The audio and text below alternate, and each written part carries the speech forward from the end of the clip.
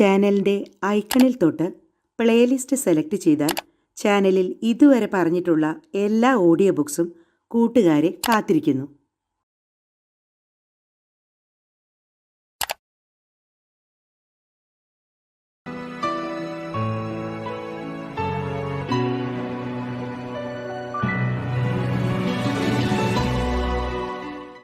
എല്ലാ കൂട്ടുകാർക്കും coffee time audio ബുക്കിലേക്ക് സ്വാഗതം. ഇന്ന് കൂട്ടുകാർക്ക് വേണ്ടി അവതരിപ്പിക്കുന്നത് വിശ്വസാഹിത്യ നോവലുകളിൽ നിന്ന് ഫ്രഞ്ച് സാഹിത്യകാരനായ ജൂൾസ് വേണിൻ്റെ around the world in 80 days അഥവാ 80 നാൾ കൊണ്ട് ഭൂമിക്ക് ചുറ്റും എന്ന സസ്പെൻസ് ത്രില്ലർ നോവലിൻ്റെ അവസാന ഭാഗം. തൻ്റെ ഷെഡ്യൂൾ അനുസരിച്ചുള്ള സമയത്തിലും 20 മണിക്കൂർ പിന്നിലാണ് തൻ്റെ ഇപ്പോഴത്തെ സ്ഥിതിയെന്ന് ഫോഗ് മനസ്സിലാക്കി. ഈ സമയം ഡിറ്റക്റ്റീവ് ഫോഗിൻ്റെ അടുത്തെത്തി അദ്ദേഹത്തെ തുറിച്ചു നോക്കിക്കൊണ്ട് പറഞ്ഞു, ഇങ്ങനെ ഞാൻ ചോദിക്കുന്നതിന് ഒരു ഉദ്ദേശമുണ്ട്.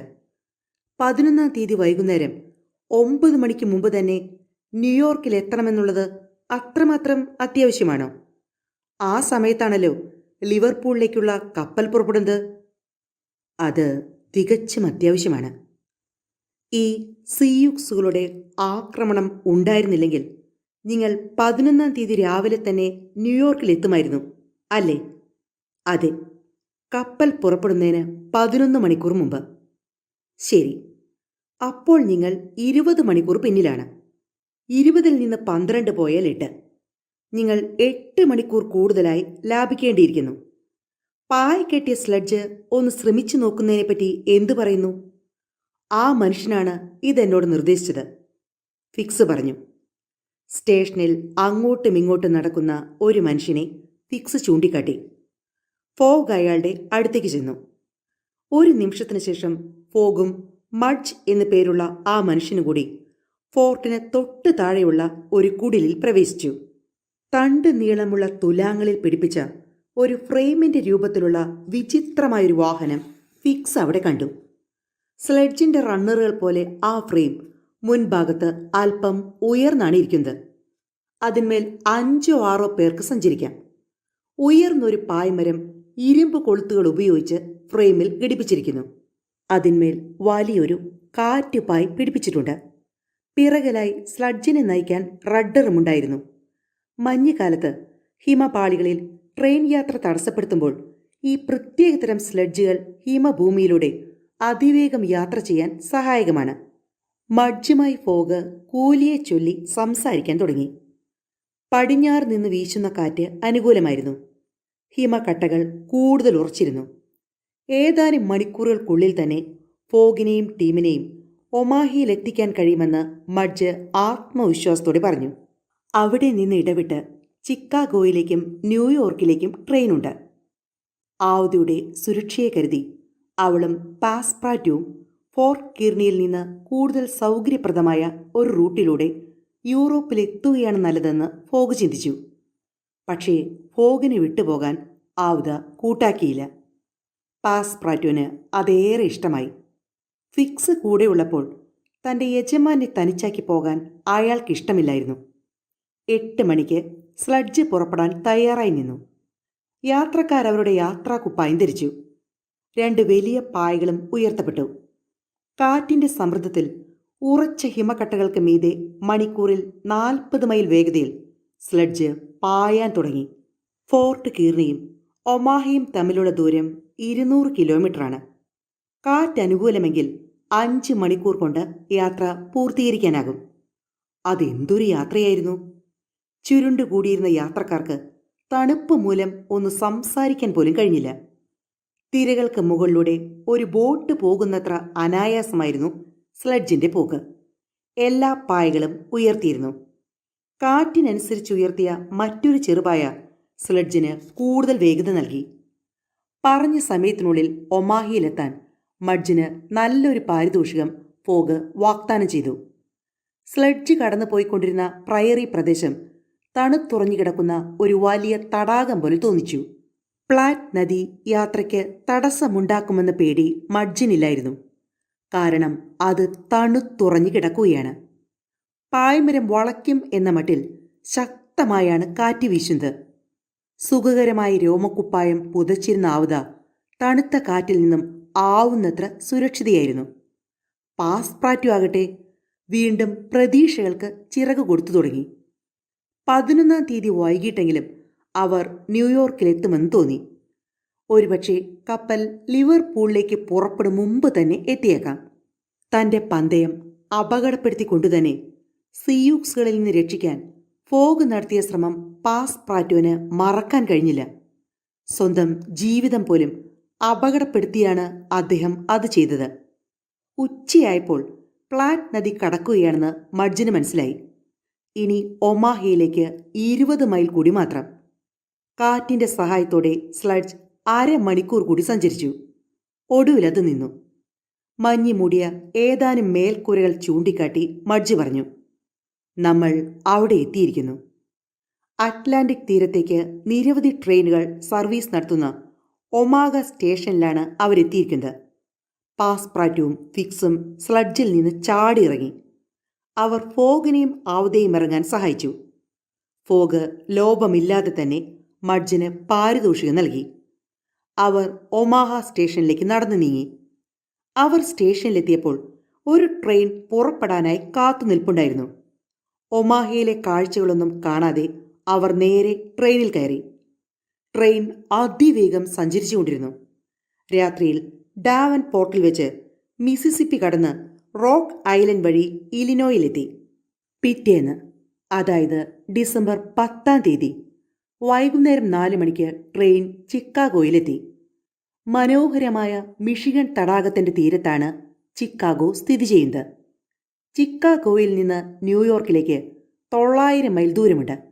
ഉടൻ തന്നെ ചിക്കാഗോയിൽ നിന്ന് അടുത്ത ട്രെയിൻ ലഭിച്ചു. ഇൻഡ്യാന, ഓഹിയോ, പെൻസിൽവേനിയ, ന്യൂജേഴ്സി തുടങ്ങിയ നഗരങ്ങളൊക്കെ അതിവേഗം പിന്നിട്ടു. ഒടുവിൽ ഹഡ്സൺ കാണാനായി. അങ്ങനെ ഒടുവിൽ 11-ാം തീയതി വൈകിട്ട് 11:15 അവർ ഹഡ്സൺ നദിയുടെ വലത്തേ കരയിൽ കുന്നാർഡ് കടൽപ്പാലത്തിൻ്റെ മുമ്പിലുള്ള റെയിൽവേ സ്റ്റേഷനിൽ എത്തിച്ചേർന്നു. ലിവർപൂളിലേക്ക് പോയ കപ്പലായ ചൈന 45 മിനിറ്റ് മുമ്പേ പോയി കഴിഞ്ഞിരുന്നു. ഫീലിയസ് ഫോഗിൻ്റെ അവസാനത്തെ പ്രതീക്ഷയും അപഹരിച്ചുകൊണ്ടാണ് അവരെത്തും മുമ്പേ ചൈന യാത്രയായത്. മറ്റ് കപ്പലുകൾക്കൊന്നും ഇനി അദ്ദേഹത്തിൻ്റെ പ്രതീക്ഷ നിറവേറ്റാനാവില്ല. ഇൻമാൻ എന്ന കപ്പൽ അടുത്ത ദിവസം മാത്രമേ പുറപ്പെടൂ. പന്തയം ജയിക്കാൻ പാകത്തിന് അത് ഇംഗ്ലണ്ടിലെത്തുകയുമില്ല. പാസ്പ്രാറ്റു ആകെ തകർന്നുപോയി. അത് തൻ്റെ തെറ്റാണ്. താൻ അദ്ദേഹത്തെ സഹായിക്കുന്നതിന് പകരം അദ്ദേഹത്തിൻ്റെ പാതയിൽ തടസ്സങ്ങൾക്ക് കാരണമാവുകയാണ് ചെയ്തത്. മിസ്റ്റർ ഫോഗ് പക്ഷേ തന്നെ വഴക്ക് പറഞ്ഞതേയില്ല. കുന്നാർഡ് കടൽപ്പാലം വിടുമ്പോൾ അദ്ദേഹം ഇത്ര മാത്രമേ പറഞ്ഞുള്ളൂ: എന്താണിനി ഏറ്റവും നല്ല മാർഗമെന്ന് നാളെ നമുക്ക് ആലോചിച്ച് തീരുമാനിക്കാം. എല്ലാവരും വരൂ. കടത്ത് ബോട്ടിൽ അവർ ഹഡ്സൺ നദി കുറുകെ കടന്നു. എന്നിട്ട് ഒരു കാരേജിൽ ബ്രോഡ്വേയിലുള്ള സെന്റ് നിക്കോളാസ് ഹോട്ടലിലേക്ക് പോയി. വാടകയ്ക്ക് മുറിയെടുത്തു. രാത്രി കഴിച്ചുകൂട്ടി. ഫോഗ് നന്നായി ഉറങ്ങി. ആവതയും മറ്റ് 2 പേരും ഉത്കണ്ഠ മൂലം ഉറങ്ങിയില്ലെന്ന് തന്നെ പറയാം.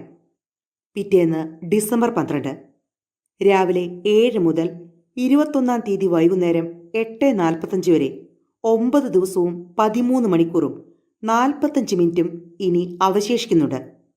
അറ്റ്ലാന്റിക്കിലെ ഏറ്റവും വേഗതയേറിയ കപ്പലുകളിലൊന്നായ ചൈനയിൽ പോയിരുന്നെങ്കിൽ പറഞ്ഞ സമയത്ത് തന്നെ ഫീലിയസ് ഫോഗിന് ലണ്ടനിലെത്താൻ കഴിയുമായിരുന്നു.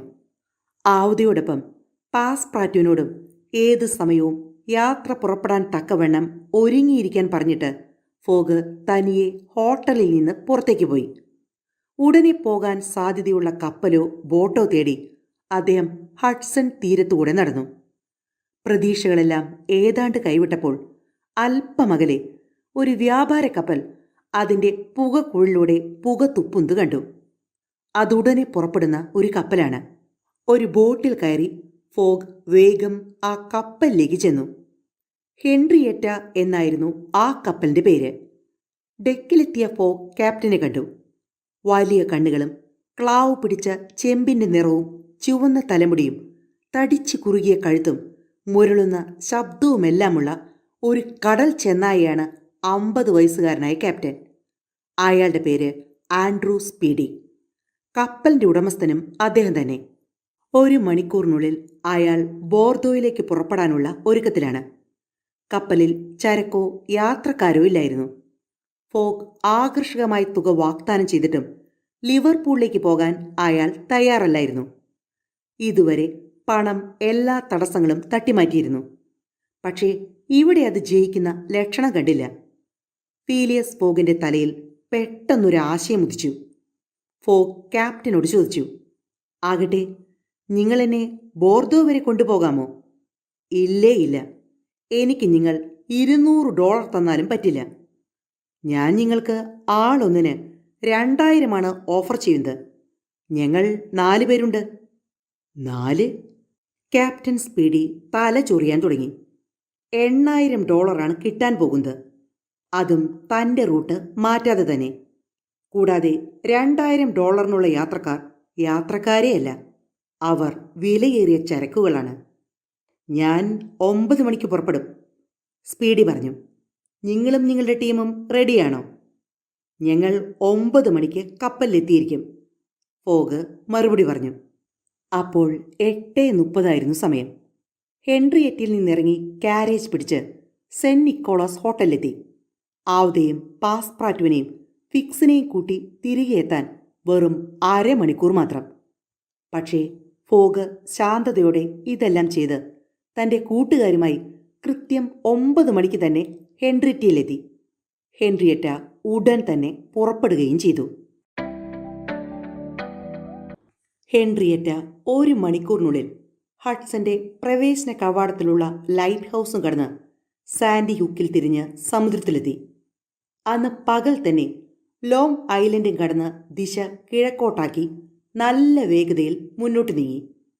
പിറ്റേന്നുച്ചയ്ക്ക് ഒരാൾ മുകളിൽ കയറി കപ്പലിൻ്റെ സ്ഥാനം തിട്ടപ്പെടുത്തി. അത് ക്യാപ്റ്റൻ സ്പീഡി അല്ലായിരുന്നു, ഫീലിയസ് ഫോഗായിരുന്നു. ക്യാപ്റ്റൻ സ്പീഡിയാകട്ടെ തൻ്റെ ക്യാബിനിൽ താഴിട്ട് പൂട്ടപ്പെട്ട നിലയിലായിരുന്നു. ക്യാബിനിൽ നിന്ന് ഉച്ചത്തിലുള്ള രോദനം കേൾക്കാമായിരുന്നു. സംഭവിച്ചത് വളരെ ലളിതം. കപ്പലിൽ കയറിയതിനു ശേഷമുള്ള 30 മണിക്കൂർ തൻ്റെ കയ്യിലുള്ള ബാങ്ക് നോട്ടുകൾ ഉപയോഗിച്ച് ഫീലിയസ് ഫോഗ് വളരെ ബുദ്ധിപൂർവ്വം കളിച്ചു. നാവികരും സ്റ്റോക്കർമാരും താൽക്കാലിക ജോലിക്കാരായതിനാൽ ക്യാപ്റ്റനുമായി നല്ല രസത്തിലല്ലായിരുന്നു. അവരെയെല്ലാം ഫോഗ് പണമെറിഞ്ഞ് തൻ്റെ വശത്താക്കി. അങ്ങനെയാണ് ക്യാപ്റ്റൻ സ്പീഡിയെ തടവിലാക്കിയിട്ട് ഫോഗ് കപ്പലിൻ്റെ സാരഥ്യം ഏറ്റെടുത്തത്. ഇപ്പോൾ ഹെൻറിയറ്റ നേരിട്ട് ലിവർപൂളിലേക്കാണ് പോയിക്കൊണ്ടിരിക്കുന്നത്. കപ്പൽ നിയന്ത്രിക്കുന്ന രീതി വെച്ച് നോക്കിയാൽ ഒരിക്കൽ അദ്ദേഹം നാവികനായിരുന്നു എന്ന് വ്യക്തം. ഒന്നും സംസാരിച്ചില്ലെങ്കിലും ആവുത ഉത്കണ്ഠാകുലയായിരുന്നു. പാസ്പ്രാറ്റു ആകട്ടെ ഹോഗിൻ്റെ പ്ലാൻ അത്യുഗ്രൻ എന്നു തന്നെ സമ്മതിച്ചു. 11-നും 12-നും ഇടയ്ക്ക് നോട്ടിക്കൽ മൈൽ എന്നാണ് ക്യാപ്റ്റൻ പറഞ്ഞിരുന്നത്. അത് ശരിവയ്ക്കും വിധമായിരുന്നു അവളുടെ പോക്ക്. ആദ്യ ദിവസങ്ങളിൽ യാത്ര സൗകര്യമായി മുന്നേറി. കടൽ ഏറെ ബുദ്ധിമുട്ടുകൾ ഉണ്ടാക്കിയില്ല. വടക്ക് കിഴക്കൻ കാറ്റ് ഏതാണ്ട് സ്ഥിരമായ ദിശയിലാണ് വീശിയിരുന്നത്. പായകൾ ഉയർത്തി ഒരു യഥാർത്ഥ ട്രാൻസ് അറ്റ്ലാന്റിക് കപ്പലിനെ പോലെ ഹെൻറിയറ്റ മുന്നോട്ട് നീങ്ങി. പാസ്പ്രാറ്റു സന്തോഷവാനായിരുന്നു. അപകടങ്ങൾ ഉണ്ടായേക്കാമെങ്കിലും തൻ്റെ യജമാന്റെ വീരകൃത്യം അയാൾക്ക് നന്നേ ഇഷ്ടമായി. അയാൾ നാവികരുമായി ചങ്ങാത്തത്തിലാവുകയും ഇടയ്ക്കിടെ തൻ്റെ അക്രോബാറ്റിക് അഭ്യാസങ്ങൾ അവരെ കാണിക്കുകയും ചെയ്തു പോന്നു. എന്താണ് നടക്കുന്നതെന്ന് ഫിക്സിന് തീരെ മനസ്സിലായില്ല. ഹെൻറിയറ്റ പിടിച്ചടക്കിയതും നാവികർക്ക് കൈക്കൂലി കൊടുത്തതും സമർത്ഥനായ ഒരു നാവികനെ പോലെ ഫോഗ് കപ്പൽ നിയന്ത്രിക്കുന്നതുമെല്ലാം ഫിക്സിനെ അമ്പരപ്പിക്കുകയും കുഴക്കുകയും ചെയ്തു. 55,000 പൗണ്ട് മോഷ്ടിച്ചുകൊണ്ട് തുടങ്ങിയ മനുഷ്യൻ ഒടുവിൽ ഒരു കപ്പൽ തന്നെ റാഞ്ചുകയോ? ലിവർപൂളിലേക്കാവില്ല, മറ്റേതെങ്കിലും സുരക്ഷിതമായ താവളത്തിലേക്കാകും ഫോഗ് തൻ്റെ സുരക്ഷിതത്വം ഉറപ്പാക്കാനായി ഹെൻറിയറ്റ കൊണ്ടുപോകുന്നതെന്നും ഫിക്സ് സംശയിച്ചു. ക്യാപ്റ്റൻ സ്പീഡിയാകട്ടെ തൻ്റെ ക്യാബിനിൽ കിടന്ന് മുരളുകയും കൂവുകയുമൊക്കെ ചെയ്തുകൊണ്ടിരുന്നു. അയാൾക്ക് ആഹാരം പതിവായി കൊടുത്തിരുന്ന പാസ്പ്രാറ്റു വളരെ ശ്രദ്ധിച്ചാണ് ആ ജോലി ചെയ്തിരുന്നത്. കപ്പലിൽ ഒരു ക്യാപ്റ്റൻ ഉണ്ടെന്ന് പോലും മിസ്റ്റർ ഫോഗ് ചിന്തിക്കുന്നതായി തോന്നിയില്ല. 13-ാം തീയതി അവർ ബാങ്ക് ഓഫ് ന്യൂ ഫൗണ്ട്ലാൻഡിന്റെ അരികിലൂടെ കടന്നുപോയി. ശൈത്യകാലത്ത് മൂടൽമഞ്ഞും ശക്തിയേറിയ കൊടുങ്കാറ്റുമുള്ള അപകടകരമായ ഒരു പ്രദേശമാണിത്. ബാരോമീറ്റർ തലേന്ന് വൈകിട്ട് സൂചിപ്പിച്ചതുപോലെ രാത്രിയായപ്പോൾ അന്തരീക്ഷത്തിന്റെ ഭാവം മാറി. ഊഷ്മാവ് വ്യത്യാസപ്പെട്ടു. ശൈത്യം രൂക്ഷമായി. കാറ്റ് തെക്ക് കിഴക്കായി വീശാനും തുടങ്ങി. അതൊരു ഭാഗ്യക്കേടായിരുന്നു. പാത മാറാതിരിക്കാൻ ഫോഗ് പായ ചുരുക്കുകയും ആവിയുടെ ശക്തി കൂട്ടുകയും ചെയ്തു. നീണ്ട തിരകൾ കപ്പലിൽ ഇടിക്കാൻ തുടങ്ങി. കപ്പൽ നന്നായി കുലുങ്ങുകയും അതിൻ്റെ വേഗത കുറയുകയും ചെയ്തു. കാറ്റ് സാവധാനം ഒരു കൊടുങ്കാറ്റായി രൂപപ്പെട്ടു.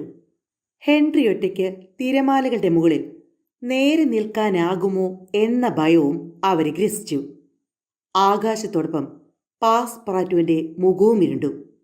പക്ഷേ ഫീലിയസ് ഫോഗ് ധീരനായ ഒരു നാവികനാണ്.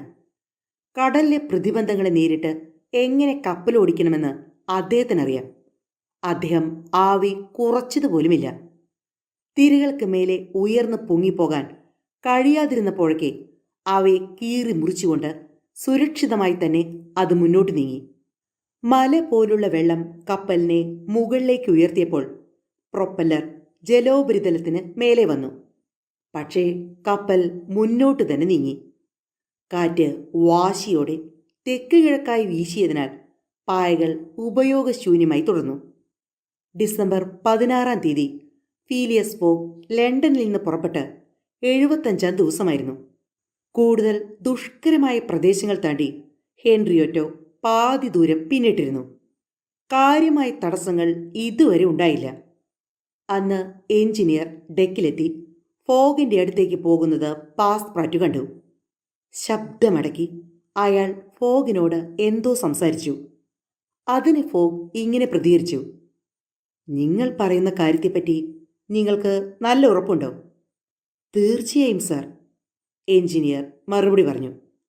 നമ്മൾ പുറപ്പെട്ടതിന് ശേഷം ഇതുവരെ എല്ലാ ഫർണസുകളിലും സ്ഥിരമായി നമ്മൾ തീ എരിച്ചുകൊണ്ടിരിക്കുകയാണ്. ന്യൂയോർക്കിൽ നിന്ന് ബോർദ വരെ പോകാനുള്ള കൽക്കരിയെ നമ്മുടെ പക്കലുണ്ടായിരുന്നുള്ളൂ.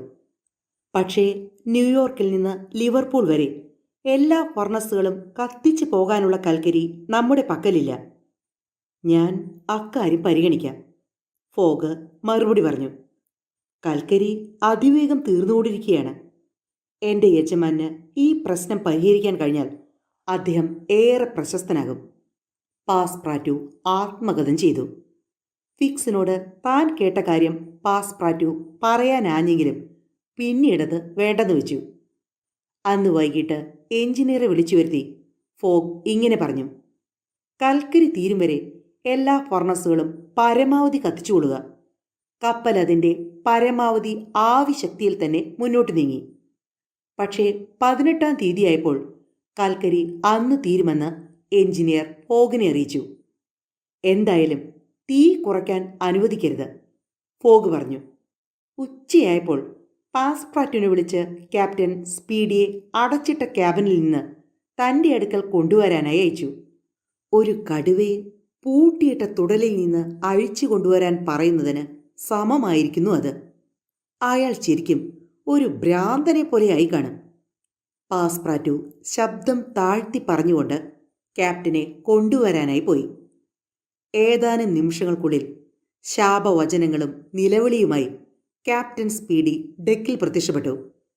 പൊട്ടാൻ പോകുന്നൊരു ബോംബ് പോലെയായിരുന്നു ക്യാപ്റ്റനപ്പോൾ. നമ്മൾ എവിടെയാണ്? അയാൾ ചോദിച്ചു. ലിവർപൂളിൽ നിന്നും 707 മൈലുകൾക്കപ്പുറം, ഫോഗ് മറുപടി പറഞ്ഞു. കടൽ കള്ളൻ, ക്യാപ്റ്റൻ ദേഷ്യത്തോടെ അലറി. ഞാൻ നിങ്ങൾക്കാളയച്ചത് നിങ്ങളുടെ കപ്പൽ എനിക്ക് വിൽക്കുന്നുവോ എന്നറിയാനാണ്, മുഖവരെ കൂടാതെ ഫോഗ് ചോദിച്ചു. ഇല്ല, എല്ലാ ചെകുത്താന്മാരുടെയും പേരിൽ ഞാൻ പറയുന്നു, ഇല്ലേ ഇല്ല. പക്ഷേ എനിക്കവളെ കത്തിക്കേണ്ടതായി വരും. കത്തിക്കുകയോ? ഹെൻറിയൊറ്റയെ കത്തിക്കുകയോ? കുറഞ്ഞ പക്ഷം അവളുടെ മേൽഭാഗമെങ്കിലും. കൽക്കരി ഏതാണ്ട് തീർന്നു കഴിഞ്ഞു. എന്റെ കപ്പൽ കത്തിക്കുകയോ? ക്യാപ്റ്റൻ സ്പീഡിക്ക് സംസാരിക്കാൻ വാക്കുകൾ കിട്ടുന്നുണ്ടായിരുന്നില്ല.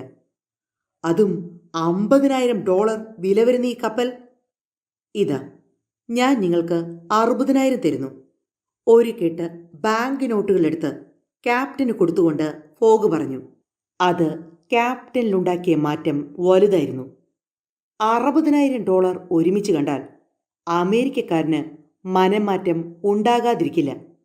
ഒരു നിമിഷത്തിനുള്ളിൽ ക്യാപ്റ്റൻ തൻ്റെ ദേഷ്യവും ഫോഗിനോടുള്ള വിദ്വേഷവും എല്ലാം മറന്നു. ഹെൻറി ഒറ്റയ്ക്ക് 20 വർഷത്തെ പഴക്കമുണ്ട്. എന്തായാലും അതൊരു വമ്പൻ ലാഭക്കച്ചവടം തന്നെ. കൂടാതെ ഇരുമ്പ് കൊണ്ടുള്ള ഭാഗങ്ങൾ എനിക്ക് കിട്ടുകയും ചെയ്യും, അല്ലേ? ക്യാപ്റ്റൻ മയപ്പെട്ട സ്വരത്തിൽ ചോദിച്ചു.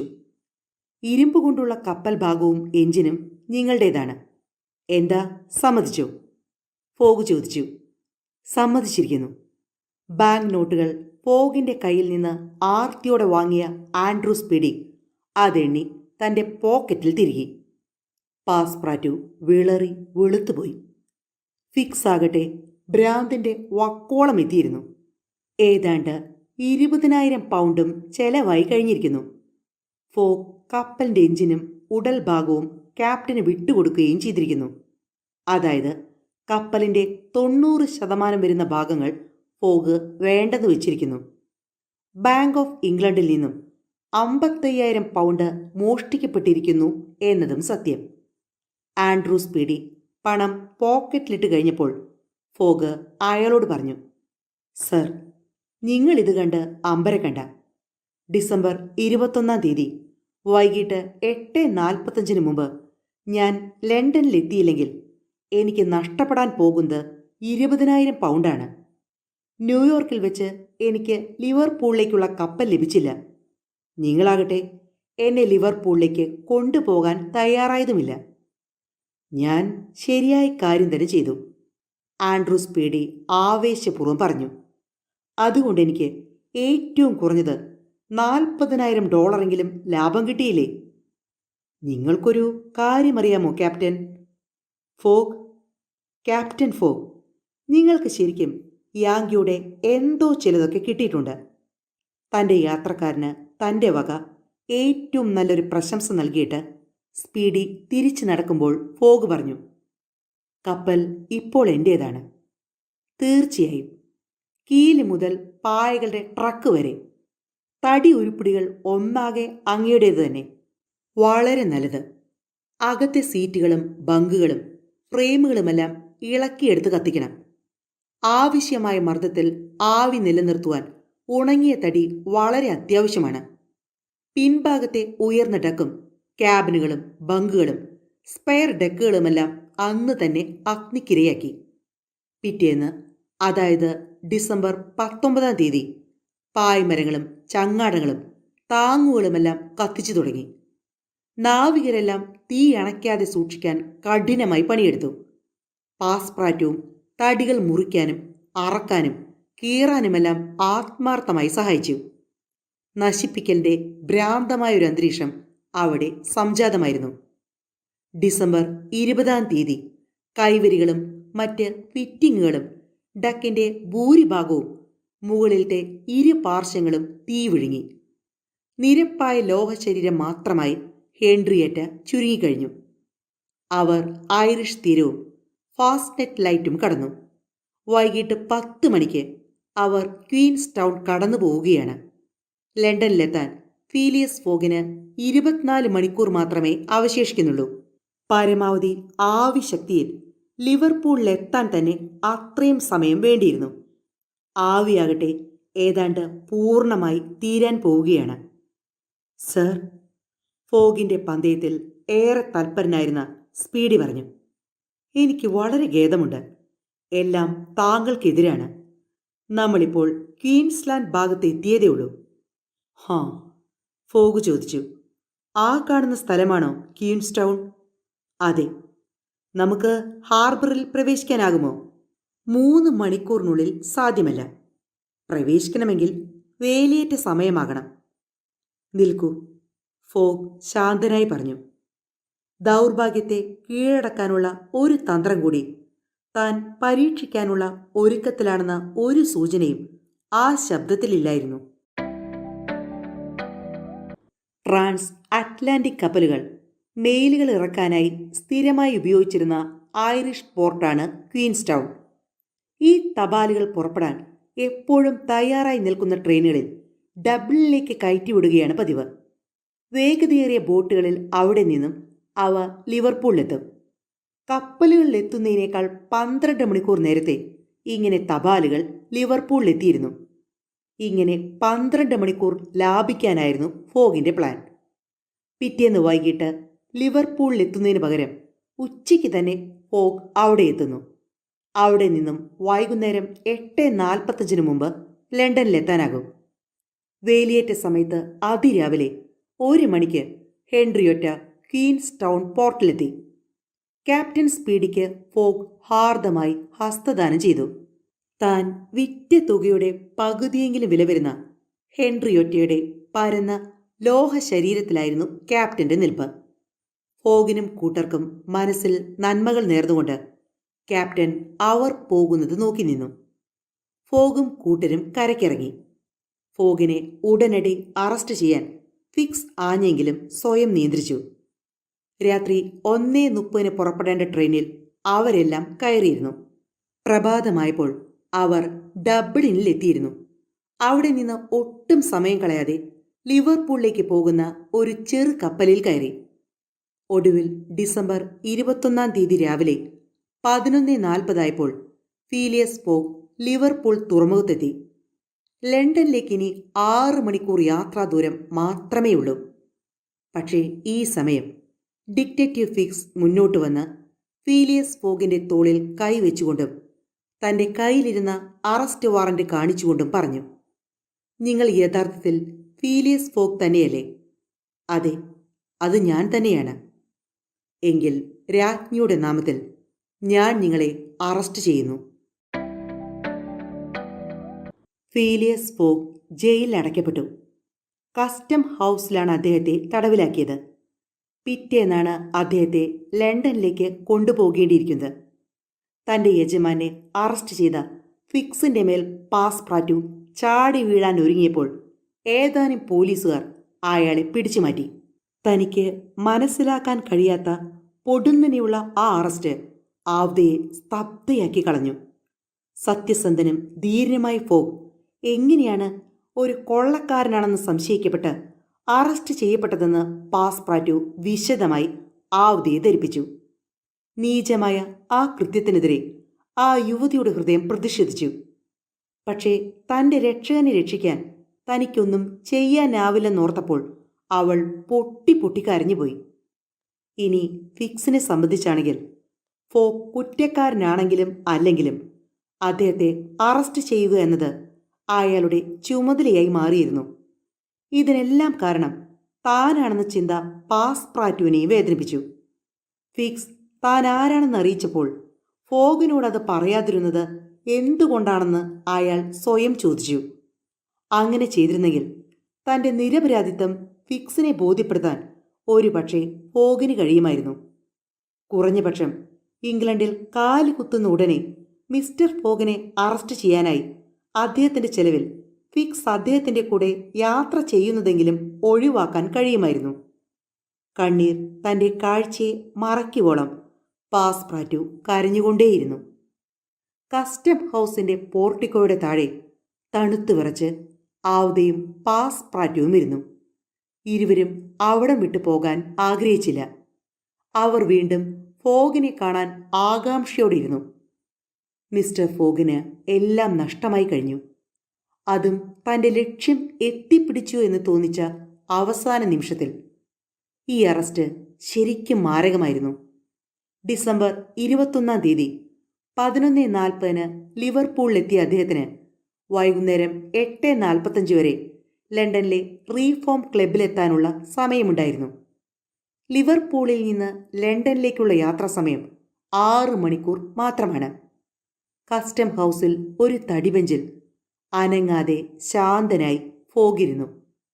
അദ്ദേഹം എല്ലാം ഉപേക്ഷിച്ചിട്ടില്ലായിരുന്നു. പക്ഷേ ഈ അവസാനത്തെ അടിയിലും അദ്ദേഹം വികാരപ്രകടനം നടത്തിയില്ല.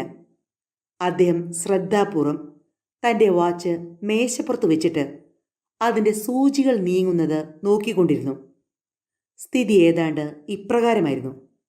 ഫീലിയസ് ഫോഗ് സത്യസന്ധനാണെങ്കിൽ അദ്ദേഹത്തിനെല്ലാം നഷ്ടമായി കഴിഞ്ഞിരിക്കുന്നു. ഇനി അദ്ദേഹം കുറ്റവാളിയാണെങ്കിലോ പിടിക്കപ്പെട്ടും കഴിഞ്ഞിരിക്കുന്നു. ഫോഗ് തൻ്റെ പോക്കറ്റിൽ നിന്നും ജേണൽ പുറത്തെടുത്തു. അതിൽ ഒരു ലൈനിൽ ഇങ്ങനെ എഴുതിയിരുന്നു: ഡിസംബർ 21 ശനിയാഴ്ച ലിവർപൂൾ. അതിന് പിന്നിലായി ഇങ്ങനെ കൂട്ടിച്ചേർത്തു: 80-ാം ദിവസം 11:40. എന്നിട്ട് അദ്ദേഹം കാത്തിരുന്നു. കസ്റ്റം ഹൗസിലെ ക്ലോക്ക് 1 മണി അടിച്ചു. തൻ്റെ വാച്ച് 2 മണിക്കൂർ മുന്നോട്ടാണെന്ന് ഫോഗ് കണ്ടു. 2 മണിക്കൂർ. ഇപ്പോഴദ്ദേഹം ഒരു എക്സ്പ്രസ് ട്രെയിൻ പിടിക്കുകയാണെന്നിരിക്കട്ടെ, അദ്ദേഹത്തിന് ലണ്ടനിലും റീഫോം ക്ലബിലും 8:45 തന്നെ എത്താനാകും. അദ്ദേഹത്തിൻ്റെ നെറ്റിത്തടം ചെറുതായി ചുളിഞ്ഞു. 2:33 ആയപ്പോൾ അദ്ദേഹം പുറത്ത് ഒരു മനുഷ്യ ശബ്ദവും തുടർന്ന് കതകിൻ്റെ തള്ളിത്തുറക്കലും കേട്ടു. തൊട്ട് പിന്നാലെ ഫിക്സിൻ്റെയും. ഒരു നിമിഷത്തേക്ക് ഫീലിയസ് ഫോഗിൻ്റെ കണ്ണുകൾ തിളങ്ങി.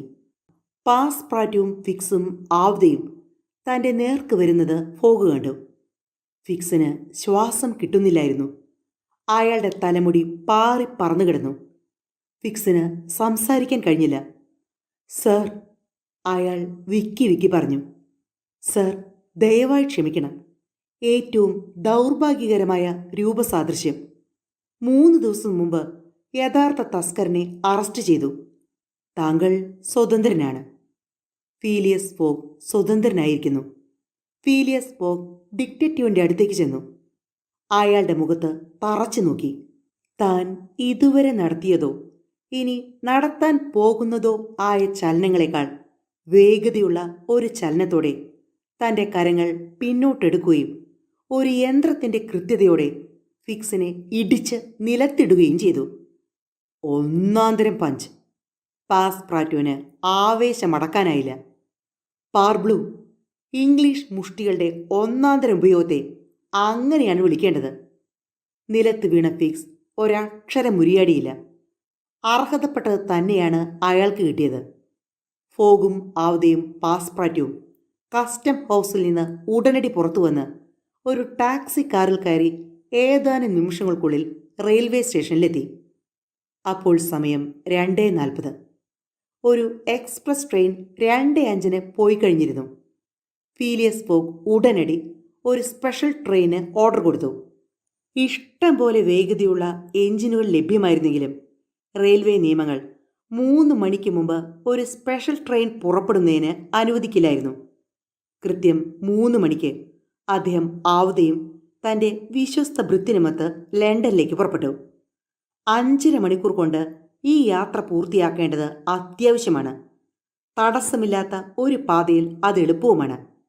പക്ഷേ പാതയിൽ അപ്രതീക്ഷിതമായ ചില തടസ്സങ്ങളുണ്ടായി. ലണ്ടൻ ടെർമിനലിൽ ഫോഗ് കാലുകുത്തിയതും ലണ്ടനിലെ ക്ലോക്കുകളിലെല്ലാം സമയം 8:50 ആയിരുന്നു. വെറും 5 നിമിഷത്തിൻ്റെ വ്യത്യാസത്തിൽ ഫോഗ് പന്തയം തോറ്റിരിക്കുന്നു.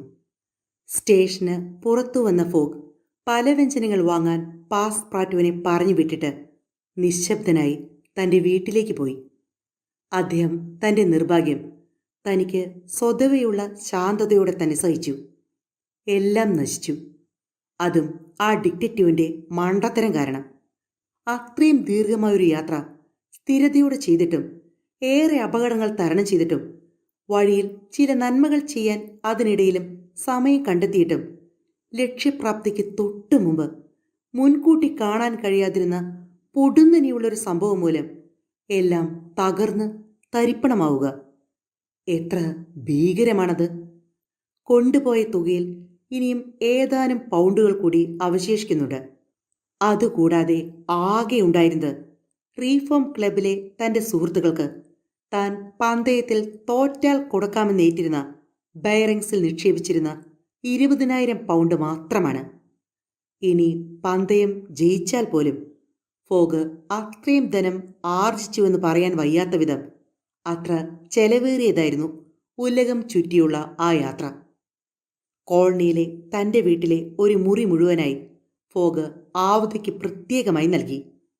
പക്ഷേ തൻ്റെ രക്ഷകന്റെ ദുർവിധിയിൽ അതീവ ദുഃഖിതയായിരുന്നു ആവത. ഫോഗ് ഏതോ ഗൗരവമുള്ള പ്രൊജക്റ്റ് പ്ലാൻ ചെയ്യുന്നുണ്ടെന്ന് ഫോഗിൻ്റെ വാക്കുകളിൽ നിന്ന് ആവത വായിച്ചെടുത്തു. ഉറച്ചാശയങ്ങളാൽ നയിക്കപ്പെടുന്ന ഇംഗ്ലീഷുകാർ ആത്മഹത്യ ചെയ്യാനുള്ള സാധ്യത കൂടുതലാണെന്നറിയാമായിരുന്ന പാസ്പാർട്ടു ഫോഗ് അറിയാതെ തന്നെ എപ്പോഴും ഒരു കണ്ണ് അദ്ദേഹത്തിൻ്റെ മേൽ വെച്ചു. ആദ്യം തന്നെ തൻ്റെ മുറിയിൽ ചെന്ന് 80 ദിവസം തുടർച്ചയായി എരിഞ്ഞുകൊണ്ടിരിക്കുന്ന ഗ്യാസ് ബർണർ ഓഫ് ചെയ്യുകയാണ് പാസ്പാർട്ടു ചെയ്തത്. ഗ്യാസ് കമ്പനിയിൽ നിന്നുള്ള ബില്ല് ലെറ്റർ ബോക്സിൽ വന്നു കിടപ്പുണ്ടായിരുന്നു. രാത്രി കടന്നുപോയി. ആവതയ്ക്ക് രാത്രിയിൽ ഒരു പോള കണ്ണടയ്ക്കാൻ കഴിഞ്ഞില്ല. പാസ്പാർട്ടു ഒരു കാവൽ നായയെപ്പോലെ യജമാന്റെ മുറിയുടെ പുറത്ത് കാവൽ നിൽക്കുകയാണ്. മിസ്റ്റർ ഫോഗ് രാവിലെ പാസ്പാർട്ടുവിനെ വിളിച്ചു പറഞ്ഞു, ആവതയ്ക്ക് പ്രഭാത ഭക്ഷണം നൽകുക. തനിക്ക് ഒരു കപ്പ് ചായയും അല്പം ഭക്ഷണവും കൊണ്ടുവരിക.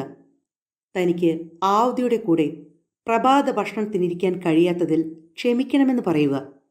തൻ്റെ കാര്യങ്ങൾ ചിട്ടപ്പെടുത്തുന്ന തിരക്കിലാണ് താനെന്നും വൈകുന്നേരം അല്പസമയം ആവതയോട് സംസാരിക്കാൻ ആഗ്രഹിക്കുന്നുവെന്നും അവളെ അറിയിക്കുക.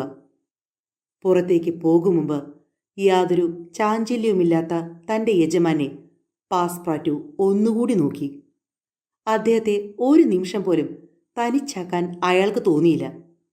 മനസാക്ഷി അയാളെ അപ്പോഴും കുത്തി നോവിച്ചുകൊണ്ടിരുന്നു. തിരുത്താനാകാത്ത ആ നിർഭാഗ്യത്തിന് കാരണം താനാണെന്ന ചിന്ത അയാളുടെ ഉള്ളിൽ കടന്നുകൂടിയിരുന്നു. ഫിക്സിന്റെ ഉദ്ദേശ്യങ്ങളെപ്പറ്റി ഫോഗിനെ നേരത്തെ താൻ അറിയിച്ചിരുന്നെങ്കിൽ ലിവർപൂളിലേക്കുള്ള യാത്രയിൽ ഡിക്റ്റേറ്റീവിനെ കൂടെ നിർത്തുമായിരുന്നില്ല. പാസ്പാർട്ടുവിന് താങ്ങാനാവുന്നതിലുമേറെയായിരുന്നു ആ ചിന്ത. എൻ്റെ പൊന്നു സർ, അയാൾ ഉറക്കെ കരഞ്ഞുകൊണ്ട് പറഞ്ഞു, അങ്ങ് എന്താണ് എന്നെ ശപിക്കാത്തത്? അതെൻ്റെ തെറ്റായിരുന്നു. ഞാൻ ആരെയും കുറ്റപ്പെടുത്തുന്നില്ല. തികച്ചും ശാന്തനായി ഫോഗ് പറഞ്ഞു. പോയിക്കൊള്ളൂ. പാസ്പാർട്ടു മുറിക്ക് പുറത്തു കടന്ന് ആവതിയുടെ അടുത്തെത്തി ഫോഗിൻ്റെ സന്ദേശം അവരെ അറിയിച്ചു. മാഡം, അയാൾ തുടർന്നു, എനിക്കൊന്നും ചെയ്യാൻ കഴിയില്ല. എനിക്ക് അദ്ദേഹത്തിൻ്റെ മേൽ യാതൊരു സ്വാധീനവുമില്ല. പക്ഷെ മേഡം, നിങ്ങൾക്ക് എനിക്ക് എന്ത് സ്വാധീനമാണുള്ളത്? ആവുത മറുപടി പറഞ്ഞു. ആർക്കും മിസ്റ്റർ ഫോഗിനെ സ്വാധീനിക്കാൻ കഴിയില്ല. അദ്ദേഹത്തോടുള്ള നന്ദി എന്നിൽ നിറഞ്ഞു തുളുമ്പുകയാണെന്ന് അദ്ദേഹം ഒരിക്കലെങ്കിലും മനസ്സിലാക്കിയോ? ഒരിക്കലെങ്കിലും അദ്ദേഹം എൻ്റെ മനസ്സ് വായിച്ചോ? എൻ്റെ സുഹൃത്തെ, ഒരു നിമിഷം പോലും അദ്ദേഹത്തെ തനിച്ചിരിക്കാനായി വിടരുത്. അദ്ദേഹം ഇന്ന് വൈകിട്ട് എന്നോട് സംസാരിക്കാൻ ആഗ്രഹിക്കുന്നു എന്നല്ലേ നിങ്ങൾ പറഞ്ഞത്? അതെ മാഡം. ഒരുപക്ഷെ ഇംഗ്ലണ്ടിലെ നിങ്ങളുടെ സുരക്ഷയും സുഖ സൗകര്യങ്ങളും ഉറപ്പിക്കാനാകും. നമുക്ക് കാണാം. അങ്ങനെ പറഞ്ഞ ആവത പെട്ടെന്ന് മൂകയായി. ആ ദിവസം മുഴുവൻ സാവിയെ കോളനിയിലെ ഫോഗിൻ്റെ വീട് ആൾപ്പാർപ്പില്ലാത്തതുപോലെ കിടന്നു. ആ വീട്ടിൽ താമസിച്ചു തുടങ്ങിയതിനു ശേഷം ആദ്യമായി വെസ്റ്റ്മിനിസ്റ്റർ ക്ലോക്ക് 11:30 അടിച്ചിട്ടും ഫോഗ് റീഫോം ക്ലബിലേക്ക് പുറപ്പെട്ടില്ല. എന്തിനാണ് അദ്ദേഹം റീഫോം ക്ലബിൽ പോകുന്നത്? അദ്ദേഹത്തിൻ്റെ സുഹൃത്തുക്കൾ ഇനി അദ്ദേഹത്തെ അവിടെ പ്രതീക്ഷിക്കുന്നുണ്ടാവില്ല. തലേന്ന്, അതായത് ഡിസംബർ 21-ാം തീയതി വൈകിട്ട് 8:45 അവിടുത്തെ സലൂണിൽ ഹാജരാകാതിരുന്നതുമൂലം ഫോഗ് പന്തയത്തിൽ തോറ്റുകഴിഞ്ഞു. 20,000 പൗണ്ടിനു വേണ്ടി ബാങ്കിലേക്ക് പോകേണ്ട ആവശ്യവുമില്ല. കാരണം അദ്ദേഹത്തിൻ്റെ ചെക്ക് എതിർ കക്ഷികളുടെ കൈവശമുണ്ടായിരുന്നു. അത് യഥാവിധി ഒപ്പിട്ട് നൽകി തുക അവരുടെ അക്കൗണ്ടിലേക്ക് മാറ്റുകയേ വേണ്ടിയിരുന്നുള്ളൂ. അങ്ങനെ അന്ന് പുറത്തേക്ക് പോകേണ്ട ആവശ്യങ്ങൾ ഇല്ലാതിരുന്നുകൊണ്ട് ഫോഗ് വീടിനുള്ളിൽ തന്നെ കഴിഞ്ഞു. മുറിയടച്ച് അതിനുള്ളിൽ ഇരുന്നുകൊണ്ട് തൻ്റെ ഭാവി പരിപാടികൾ ചിട്ടയായി പ്ലാൻ ചെയ്യുകയായിരുന്നു അദ്ദേഹം. പാസ്പാർട്ടു തുടർച്ചയായി പടികൾ കയറുകയും ഇറങ്ങുകയും ചെയ്തുകൊണ്ടിരുന്നു. യജമാന്റെ മുറിയുടെ വാതിക്കൽ ശ്രദ്ധിച്ചുകൊണ്ട് നിൽക്കുകയും ചിലപ്പോഴൊക്കെ താക്കോൽ പഴുതിലൂടെ അയാൾ ഒളിഞ്ഞു നോക്കുകയും ചെയ്തു. ഏത് നിമിഷവും എന്തും സംഭവിച്ചേക്കാമെന്നായിരുന്നു പാസ്പ്രാറ്റുവിൻ്റെ ഭയം. 7:30 ആവുത തന്നെ സ്വീകരിക്കാൻ റെഡിയായോ എന്നറിയാൻ ഫോഗ് ആളയച്ചു. ഏതാനും നിമിഷങ്ങൾക്കുള്ളിൽ ആവുതയുടെ മുറിയിൽ അവർ രണ്ടുപേരും മാത്രമായി കണ്ടുമുട്ടി. നെരിപ്പോടിനടുത്ത് ആവുതയ്ക്ക് അഭിമുഖമായി ഒരു കസാര വലിച്ചിട്ട് ഫീലിയസ് ഫോഗിരുന്നു. അദ്ദേഹത്തിൻ്റെ മുഖം വികാരരഹിതമായിരുന്നു. യാത്രയ്ക്ക് പുറപ്പെടും മുമ്പ് എങ്ങനെയായിരുന്നുവോ അങ്ങനെ തന്നെയാണ് ഇപ്പോഴും ഫോഗ്. അതേ ശാന്തതയും അതേ വികാരരാഹിത്യവും തന്നെ. കുറേ നിമിഷങ്ങൾ ഫോഗ് നിശബ്ദനായിരുന്നു.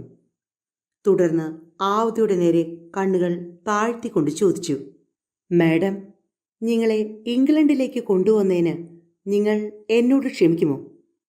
ഞാനോ മിസ്റ്റർ ഫോഗ്? തൻ്റെ ഹൃദയമിടിപ്പുകൾ നിയന്ത്രിക്കാൻ ശ്രമിച്ചുകൊണ്ട് ആവുത മറുപടി പറഞ്ഞു. ദയവായി ഞാൻ മുഴുവൻ പറയട്ടെ, ഫോഗ് തുടർന്നു. അതിവിദൂരമായ ഒരു രാജ്യത്ത് നിന്ന് നിങ്ങളെ കൊണ്ടുവരാൻ തീരുമാനിക്കുമ്പോൾ ഞാൻ സാമാന്യം നല്ലൊരു ധനികനായിരുന്നു. എൻ്റെ ധനത്തിലൊരു പങ്ക് നിങ്ങൾക്കായി നൽകാൻ ഞാൻ തീരുമാനിച്ചിരുന്നു. അങ്ങനെ നിങ്ങൾ തികച്ചും സ്വതന്ത്രയും സന്തുഷ്ടയുമാകുമായിരുന്നു. പക്ഷേ ഇപ്പോൾ ഞാൻ പാടെ തകർന്നു പോയിരിക്കുന്നു. എനിക്കതറിയാം മിസ്റ്റർ ഫോഗ്, ആവുത മറുപടി പറഞ്ഞു. തിരിച്ച് ഞാൻ നിങ്ങളെ അനുഗമിച്ച് നിങ്ങളുടെ കൂടെ വന്നതിന് ക്ഷമ ചോദിച്ചാൽ നിങ്ങൾ എന്നോട് ക്ഷമിക്കുമോ? ഒരുപക്ഷെ ഞാനും നിങ്ങൾക്കുണ്ടായ കാലതാമസത്തിന് കാരണക്കാരിയായിട്ടില്ലെന്ന് ആർക്കറിയാം? മാഡം, ഇന്ത്യയിൽ നിങ്ങൾ ഒരിക്കലും സുരക്ഷിതയായിരുന്നില്ല. നിങ്ങളുടെ പീഡകർ തിരികെ പിടിച്ചു കൊണ്ടുപോകാത്ത അത്ര ദൂരത്തേക്ക് കൊണ്ടുപോയാൽ മാത്രമേ നിങ്ങളുടെ സുരക്ഷ ഉറപ്പാക്കാനാകുമായിരുന്നുള്ളൂ. ഭീകരമായ മരണത്തിൽ നിന്ന് എന്നെ രക്ഷിച്ചിട്ടും തൃപ്തനാകാതെ ഒരു വിദേശ രാജ്യത്ത് എൻ്റെ സുരക്ഷ ഉറപ്പാക്കണമെന്ന് നിങ്ങൾ വിചാരിച്ചു എന്നാണോ? ആവുത് ചോദിച്ചു. അതെ, അങ്ങനെ തന്നെയായിരുന്നു മാഡം. പക്ഷേ സാഹചര്യങ്ങൾ എനിക്കെതിരായി പോയി. ഇപ്പോഴും എൻ്റെ കയ്യിൽ മിച്ചമുള്ളത് താങ്കൾക്ക് കൂടി നൽകാൻ ഞാൻ ആഗ്രഹിക്കുന്നു. പക്ഷേ നിങ്ങൾക്കെന്ത് സംഭവിക്കും മിസ്റ്റർ ഫോഗ്? എന്നെ സംബന്ധിച്ചാണെങ്കിൽ, ഫോഗ് തുടർന്നു, എനിക്ക് യാതൊന്നിൻ്റെയും ആവശ്യമില്ല. പക്ഷേ കാത്തിരിക്കുന്ന വിധിയെ താങ്കൾ എങ്ങനെ വീക്ഷിക്കുന്നു? ഞാൻ സാധാരണ ചെയ്യുന്നത് പോലെ തന്നെ. ഇങ്ങനൊരവസ്ഥ താങ്കളെപ്പോലൊരു മനുഷ്യനുണ്ടാകാൻ പാടില്ല. താങ്കളുടെ സുഹൃത്തുക്കൾ? എനിക്ക് സുഹൃത്തുക്കളില്ല മാഡം. താങ്കളുടെ ബന്ധുക്കൾ? എനിക്ക് ബന്ധുക്കളായും ആരുമില്ല. ഞാൻ താങ്കളോട് സഹതപിക്കുന്നു മിസ്റ്റർ ഫോഗ്. ദുഃഖങ്ങൾ വിശ്വാസത്തോടെ പങ്കുവയ്ക്കാൻ ഒരാളുമില്ലാത്ത ഏകാന്തത തികച്ചും ദുഃഖകരമാണ്. ദുരിതം പോലും രണ്ട് ഹൃദയങ്ങൾ പങ്കുവച്ചാൽ സഹിക്കാൻ കഴിയുമെന്നാണല്ലോ പറയുന്നത്. അങ്ങനെ പറയപ്പെടുന്നുണ്ട് മാഡം. മിസ്റ്റർ ഫോഗ് എഴുന്നേറ്റ് ഫോഗിൻ്റെ കൈ പിടിച്ച് വലിച്ചുകൊണ്ട് ആവുത ചോദിച്ചു, നിങ്ങൾക്ക് ഒരേ സമയം ഒരു ബന്ധുവിനെയും സുഹൃത്തിനെയും വേണോ? നിങ്ങൾ എന്നെ ഭാര്യയായി സ്വീകരിക്കുമോ? അത് കേട്ടപാടെ മിസ്റ്റർ ഫോഗ് തൻ്റെ ഇരിപ്പിടത്തിൽ നിന്ന് എഴുന്നേറ്റു. അദ്ദേഹത്തിൻ്റെ കണ്ണുകളിൽ പതിവില്ലാത്തൊരു പ്രകാശവും ചുണ്ടിൽ ചെറിയ വിറയലുമുണ്ടായിരുന്നു. ആവുത അദ്ദേഹത്തിൻ്റെ മുഖത്തേക്ക് നോക്കി. ആത്മാർത്ഥതയും ശുദ്ധതയും മാധുര്യവും നിറഞ്ഞ ഒരു കുലീന യുവതിയുടെ മൃദുവായ നോട്ടം. താൻ കടപ്പെട്ടിരിക്കുന്ന പുരുഷനെ രക്ഷിക്കാൻ തോന്നിയ തൻ്റെ ഇടം. അത് ഫോഗിനെ ആശ്ചര്യപ്പെടുത്തുകയും ആഴത്തിൽ സ്പർശിക്കുകയും ചെയ്തു. അവളുടെ നോട്ടം ഒഴിവാക്കാൻ എന്നവണ്ണം ഒരു നിമിഷത്തേക്ക് ഫോഗ് കണ്ണുകൾ അടച്ചു. വീണ്ടും കണ്ണുകൾ തുറന്ന് അദ്ദേഹം ലളിതമായി ഇങ്ങനെ പറഞ്ഞു, ഞാൻ നിന്നെ സ്നേഹിക്കുന്നു. അതെ, എല്ലാ വിശുദ്ധിയോടും കൂടി ഞാൻ നിന്നെ സ്നേഹിക്കുന്നു. ഞാൻ മുഴുവനായി നിന്റേതാണ്. ഹാ, ആവുത കരഞ്ഞുപോയി. അവൾ ആ കൈകളെടുത്ത് തൻ്റെ ഹൃദയത്തോട് ചേർത്ത് പിടിച്ചു. പാസ്പ്രാറ്റുവിനെ ഫോഗ് ബെല്ലടിച്ച് വിളിച്ചു. പാസ്പ്രാറ്റു വന്നപ്പോഴും ആവുതയുടെ കൈകൾ ഫോഗിൻ്റെ കൈകളിൽ തന്നെയായിരുന്നു. പാസ്പ്രാറ്റുവിന് എല്ലാം മനസ്സിലായി. ഭൂമധ്യരേഖ സൂര്യൻ്റെ നട്ടുച്ച സമയത്തെ പ്രകാശം ആ വലിയ വട്ടമുഖത്ത് തെളിഞ്ഞു നിന്നു. മേരിലെ പോൺ ഇടവകയിലെ റവറൻ സാമുവൽ വിൽസനെ വിവാഹക്കാര്യം അറിയിക്കുവാൻ വൈകിട്ടില്ലല്ലോ എന്ന് ഫോഗ് പാസ്പ്രാറ്റുവിനോട് ചോദിച്ചു. വശ്യമായ പുഞ്ചിരിയോടെ പാസ്പ്രാറ്റ് പറഞ്ഞു, ഒട്ടുമേ വൈകിയിട്ടില്ല. അപ്പോൾ 7:55 സമയം. എന്താ, നാളെ തിങ്കളാഴ്ച തന്നെ ആയിക്കൂടെ? നാളെ തിങ്കളാഴ്ച? ഫോഗ് ആവതിയോട് ചോദിച്ചു. അതെ, നാളെ തന്നെ തിങ്കളാഴ്ച, അവൾ മറുപടി പറഞ്ഞു. തൻ്റെ കാലുകൾ കാകാവുന്ന വേഗതയിൽ പാസ്പ്രാറ്റു പുറത്തേക്ക് നടന്നു. ഡിസംബർ 17 എഡിൻബർഗിൽ വെച്ച് യഥാർത്ഥ ബാങ്ക് തസ്കരനായ ജെയിംസ് സ്ട്രാൻഡ് അറസ്റ്റ് ചെയ്യപ്പെട്ടു എന്ന വാർത്ത ഇംഗ്ലണ്ടിലെ പൊതുജനാഭിപ്രായത്തെ അത്ഭുതകരമായ രീതിയിലാണ് മാറ്റിമറിച്ചത്. 3 ദിവസം മുമ്പ് ഫീലിയസ് ഫോഗായിരുന്നു പോലീസ് തേടിയിരുന്ന ബാങ്ക് മോഷ്ടാവ്. അവർ ഭ്രാന്തമായി അദ്ദേഹത്തിൻ്റെ പിറകെയായിരുന്നു. ഇപ്പോഴദ്ദേഹം കൃത്യമായ കണക്കുകൂട്ടലിലൂടെ ഉലകം ചുറ്റി യാത്ര ചെയ്യുന്ന ബഹുമാന്യ വ്യക്തിയായി മാറി. പന്തയത്തെ പറ്റിയുള്ള ചർച്ചകൾ പത്രങ്ങൾ വീണ്ടും പ്രസിദ്ധീകരിച്ചു തുടങ്ങി. ഏതോ മാന്ത്രിക വിദ്യയിലെന്ന വണ്ണം അദ്ദേഹത്തിന് അനുകൂലമായോ എതിരായോ പന്തയം വെച്ചിരുന്നവർ വീണ്ടും പന്തയത്തിൽ തൽപരരായി മാറി. എക്സ്ചേഞ്ച് മാർക്കറ്റിൽ ഫീലിയസ് ഫോഗ് വീണ്ടും വിലയേറിയ താരമായി. റീഫോം ക്ലബിലെ അദ്ദേഹത്തിൻ്റെ 5 സുഹൃത്തുക്കളും കഴിഞ്ഞ 3 ദിവസമായി ഉത്കണ്ഠയിലായിരുന്നു. തങ്ങൾ ഏതാണ്ട് മറന്നുകഴിഞ്ഞ ഫീലിയസ് ഫോഗ് വീണ്ടും പ്രത്യക്ഷപ്പെടുമോ? ഡിസംബർ 21 വൈകിട്ട് 8:45 അദ്ദേഹം റീഫോം ക്ലബിലെ സലൂണിൽ എത്തുമോ? ചോദ്യങ്ങൾക്കെല്ലാം ഉത്തരം അവശേഷിക്കുകയാണ്. 3 ദിവസമായി ലണ്ടൻ നിവാസികൾ തികച്ചും ആകാംക്ഷാഭരിതരാണ്. ഫീലിയസ് ഫോഗിനെ പറ്റിയുള്ള വിവരങ്ങൾക്കായി ഏഷ്യയിലേക്കും അമേരിക്കയിലേക്കും നിരവധി ടെലിഗ്രാമുകൾ അയക്കപ്പെട്ടു. രാവിലെയും വൈകിട്ടും സാവിയെ കോളനിയിലെ വീട്ടിലേക്ക് ദൂതന്മാർ വന്നുകൊണ്ടിരുന്നു. പക്ഷേ യാതൊരു വാർത്തകളുമില്ല. ശനിയാഴ്ച വൈകുന്നേരം ഒരു വലിയ ജനക്കൂട്ടം പാൽമോളിലും അടുത്തുള്ള തെരുവുകളിലും തടിച്ചുകൂടി. ബ്രോക്കർമാരുടെ ഒരു വൻ പറ്റം തന്നെ റീഫോം ക്ലബിന് ചുറ്റുമായി തമ്പടിച്ചു. വാഹന ഗതാഗതം തടസ്സപ്പെട്ടു. ചർച്ചകളും തർക്കങ്ങളും സാമ്പത്തിക ഇടപാടുകളും തുടർന്നുകൊണ്ടേയിരുന്നു. ജനക്കൂട്ടത്തെ നിയന്ത്രിക്കാൻ പോലീസ് ശരിക്കും പണിപ്പെട്ടു. ഫീലിയസ് ഫോഗ് എത്തേണ്ട സമയമടുത്തതോടെ ആവേശം ഉച്ചസ്ഥായിയിലായി.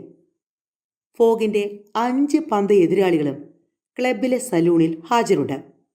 ക്ലോക്ക് 8:20 കാണിച്ചപ്പോൾ ആൻഡ്രൂ സ്റ്റുവർട്ട് സീറ്റിൽ നിന്ന് എഴുന്നേറ്റിട്ട് പറഞ്ഞു, 20 നിമിഷത്തിനുള്ളിൽ മിസ്റ്റർ ഫോഗും നമ്മളും തമ്മിൽ പറഞ്ഞുറപ്പിച്ചിരിക്കുന്ന സമയം കഴിയും. ലിവർപൂളിൽ നിന്ന് അവസാനത്തെ ട്രെയിൻ എത്ര മണിക്കാണ് എത്തുക? തോമസ് ഫ്ലാനഗൻ ചോദിച്ചു. 7:23 ഗോദിയർ റാൽഫ് പറഞ്ഞു. അടുത്ത ട്രെയിൻ 12:10 മുമ്പ് വരില്ല. സുഹൃത്തുക്കളെ, ഫീലിയസ് ഫോഗ് 7:23 ട്രെയിനിൽ വന്നിരുന്നെങ്കിൽ ഇതിനോടകം ഇവിടെ എത്തിച്ചേരുമായിരുന്നു. അതുകൊണ്ട് പന്തയം നമ്മൾ ജയിച്ചതായി തന്നെ കണക്കാക്കാമെന്ന് തോന്നുന്നു. നിൽക്കൂ, ഏറെ തിടുക്കം പിടിക്കേണ്ട, സാമുവൽ വാലന്റിൻ പറഞ്ഞു. മിസ്റ്റർ ഫോഗ് ഒരു വിചിത്ര മനുഷ്യനാണെന്ന് നിങ്ങൾക്കറിയാമല്ലോ. അദ്ദേഹത്തിൻ്റെ കൃത്യനിഷ്ഠ ഏറെ പ്രസിദ്ധവുമാണല്ലോ. ഏറെ നേരത്തെയോ ഏറെ താമസിച്ചോ മിസ്റ്റർ ഫോഗ് ഒരിക്കലും വരാറില്ല. അദ്ദേഹം അവസാന നിമിഷത്തിൽ നമ്മുടെ മുന്നിൽ പ്രത്യക്ഷപ്പെട്ടാലും ഞാൻ അത്ഭുതപ്പെടില്ല. വാസ്തവം എന്താണെന്നാൽ, തോമസ് ഫ്ലാനഗൻ തുടർന്നു, മിസ്റ്റർ ഫോഗിൻ്റെ പ്രൊജക്റ്റ് ഒരു വമ്പൻ വിഡ്ഢിത്തമായിരുന്നു. അദ്ദേഹം എത്ര കൃത്യനിഷ്ഠയുള്ളവനാണെങ്കിലും വഴിക്കുണ്ടാകുമെന്നുറപ്പുള്ള തടസ്സങ്ങളും കാലവിളംബങ്ങളും അദ്ദേഹത്തിന് തടയാനാവില്ല തന്നെ. 2-3 ദിവസത്തെ കാലവിളംബം അദ്ദേഹത്തിൻ്റെ പ്രൊജക്റ്റിൻ്റെ ശവക്കുഴി തന്നെ തോണ്ടും. ഒന്നുകൂടി ഓർക്കണം, ജോൺ സള്ളിവൻ പറഞ്ഞു. അതായത് വഴിനീളെ ടെലിഗ്രാഫ് സൗകര്യമുണ്ടെങ്കിലും അദ്ദേഹത്തിൽ നിന്ന് യാതൊരു വാർത്തയും നമുക്ക് കിട്ടുകയുണ്ടായില്ല. അദ്ദേഹം തോറ്റുകഴിഞ്ഞ സുഹൃത്തുക്കളെ, ആൻഡ്രൂ സ്റ്റുവർട്ട് പറഞ്ഞു. അദ്ദേഹം ഒരു 100 പ്രാവശ്യം തോറ്റുകഴിഞ്ഞു. കൂടാതെ ന്യൂയോർക്കിൽ നിന്ന് അദ്ദേഹത്തിന് കിട്ടാനിടയുണ്ടായിരുന്ന ഏക കപ്പലായ ചൈന ഇന്നലെ എത്തി. ഞാനതിലെ മുഴുവൻ യാത്രക്കാരുടെയും ലിസ്റ്റ് കാണുകയുണ്ടായി. പക്ഷേ ഫീലിയസ് ഫോഗിൻ്റെ പേര് അതിലുണ്ടായിരുന്നില്ല.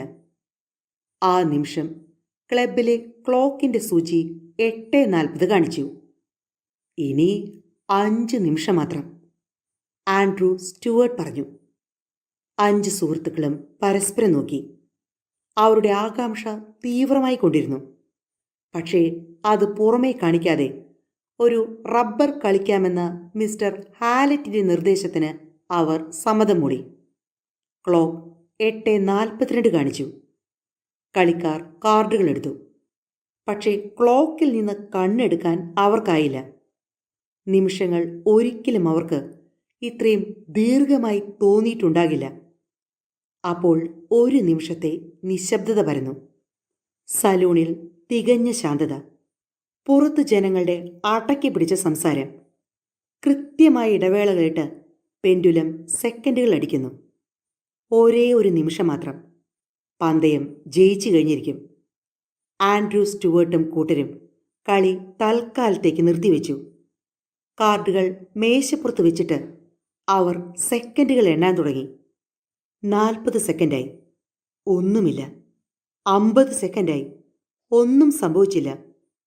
55-ാമത്തെ സെക്കൻഡിൽ തെരുവിൽ ഒരു വലിയ ആർപ്പ് വിളി കേട്ടു. തുടർന്ന് കയ്യടികളും ഹുറൈ വിളികളും വന്യമായ ശബ്ദവും കേട്ടു. 57-ാമത്തെ സെക്കൻഡിൽ സലൂണിൻ്റെ വാതിലുകൾ തുറക്കപ്പെട്ടു. പെൻഡുലം അപ്പോഴും 60-ാമത്തെ സെക്കൻഡ് അടിച്ചു കഴിഞ്ഞിരുന്നില്ല. അതാ ഫീലിയസ് ഫോഗ് പ്രത്യക്ഷപ്പെടുന്നു. തൊട്ടു പിറകെ ആവേശഭരിതരായ ഒരു ജനാവലിയും അകത്തേക്കൊഴുകി. തികഞ്ഞ ശാന്തതയോടെ അദ്ദേഹം പറഞ്ഞു, മാനിരെ, ഇതാ ഞാനിവിടെ. അതെ, ശരിക്കും ഫീലിയസ് ഫോഗ് തന്നെ. ഫോഗും കൂട്ടരും ലണ്ടനിലെത്തി. ഏതാണ്ട് 25 മണിക്കൂർ കഴിഞ്ഞപ്പോൾ വൈകുന്നേരം 8:05 റവറൻഡ് സാമുവൽ വിൽസനെ കണ്ട് തൊട്ടടുത്ത ദിവസം വിവാഹം നടത്തിക്കൊടുക്കാനുള്ള കാര്യം ഏർപ്പാട് ചെയ്യാൻ പാസ്പ്രാറ്റുവിനെ ഫോഗ് പറഞ്ഞയച്ച കാര്യം ശ്രോതാക്കൾ ഓർമ്മിക്കുന്നുണ്ടാകുമല്ലോ. ആഹ്ലാദവാനായിരുന്ന പാസ്പ്രാറ്റു വൈദികന്റെ വീട്ടിലെത്തി.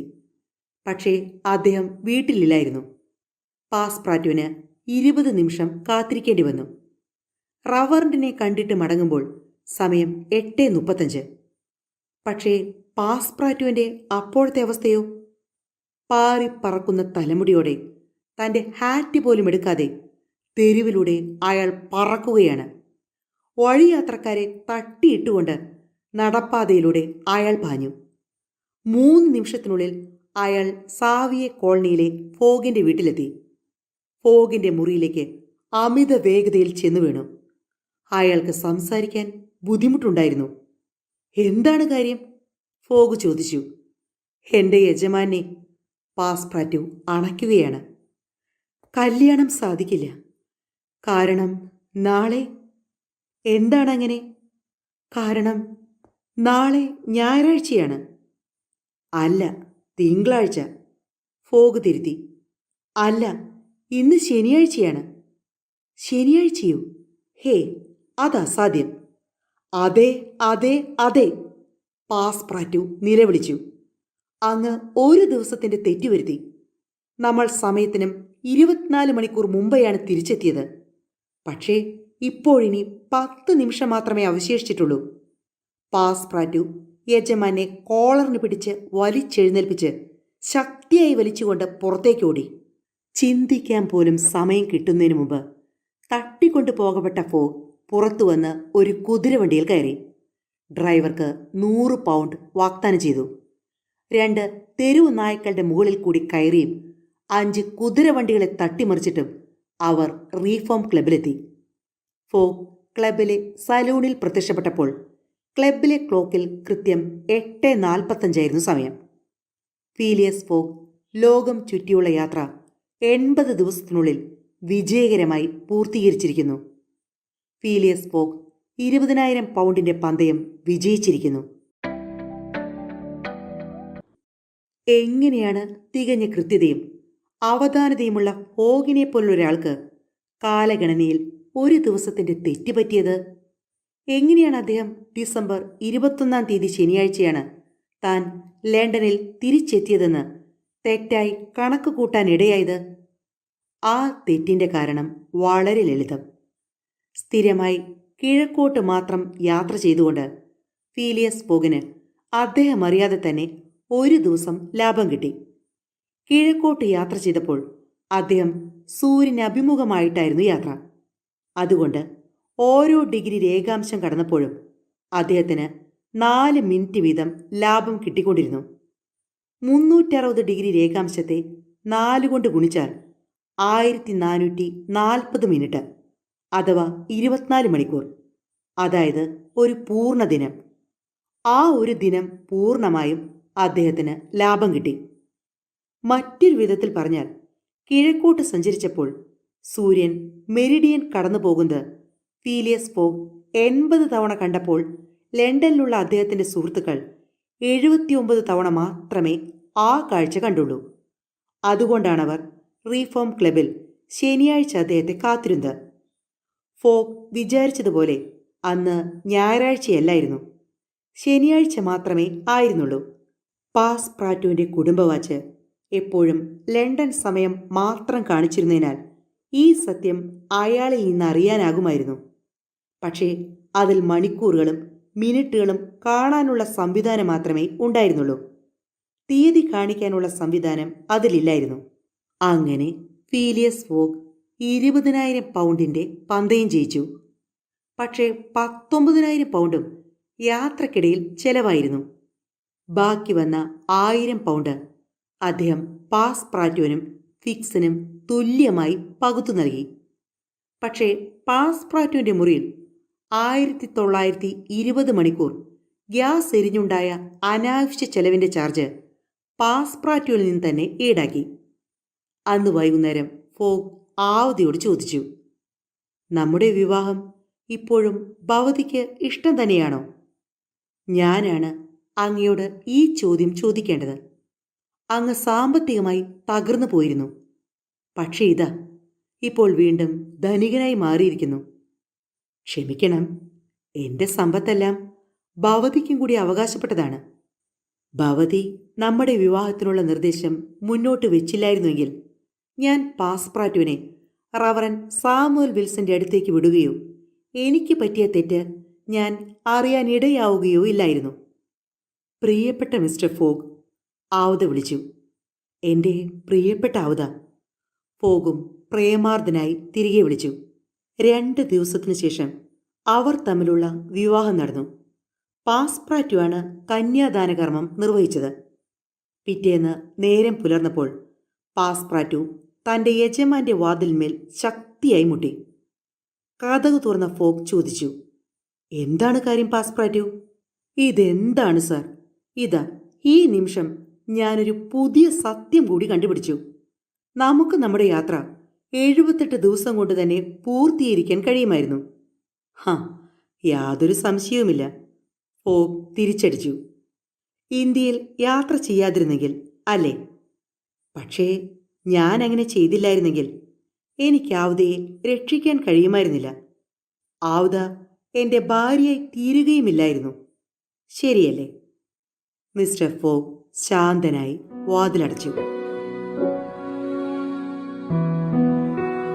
Around the world in 80 days, അഥവാ 80 നാൾ കൊണ്ട് ഭൂമിക്ക് ചുറ്റും എന്ന നോവൽ ഇവിടെ അവസാനിക്കുന്നു. എല്ലാ കൂട്ടുകാർക്കും ഈ നോവൽ ഇഷ്ടമായി എന്നു തന്നെ കരുതുന്നു. അടുത്ത തവണ ഞാൻ എത്തും വരെ എല്ലാ കൂട്ടുകാർക്കും നന്ദി, നമസ്കാരം.